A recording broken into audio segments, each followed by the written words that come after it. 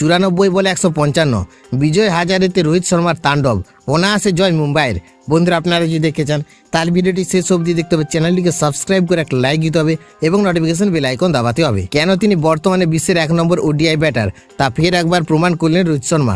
বিজয় হাজারের ট্রফিতে তার ব্যাট ফের গর্জে উঠল। প্রতিপক্ষর বোলারদের নিয়ে কার্যত ছেলে খেলা করলেন হিটম্যান। বুধবার জয়পুরের সাহওয়াই মানসিং স্টেডিয়ামে মুম্বাইয়ের হয়ে দুর্দান্ত 17 রান করে দলের বড় জয়ের নায়ক হন রোহিত। তার ব্যাটে ভর করে সিকিমের বিরুদ্ধে সহজ জয় তুলে নেয় শার্দুল ঠাকুরের নেতৃত্বাধীন মুম্বাই দল। প্রথমে ব্যাট করে সিকিম তোলে 237 রান। লক্ষ্য খুব বড় না হলেও নকআউট পর্বের কথা মাথায় রেখে ম্যাচটি ছিল অত্যন্ত গুরুত্বপূর্ণ। কিন্তু শুরু থেকে আক্রমণাত্মক মেজাজে ব্যাট করতে থাকেন রোহিত শর্মা। প্রতিপক্ষ বোলারদের এক মুহূর্তের জন্য ম্যাচে ফেরার সুযোগ দেননি তিনি। মাত্র 94 বলে 155 রানের বিধ্বংসী ইনিংস খেলেন রোহিত। তার ব্যাট থেকে আসে 18টি 4 এবং 9টি বিশাল ছক্কা। নিখুঁত টাইমিং ও শক্তিশালী শটের মাধ্যমে গ্যালারিতে উপস্থিত দর্শকদের মুগ্ধ করেন তিনি।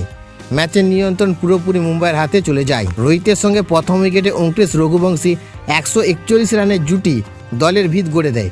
এরপর দ্বিতীয় উইকেটে মুশির খানের সঙ্গে 58 বলে 85 রানের পার্টনারশিপ করে জয় আরও সহজ করে তোলে রোহিত।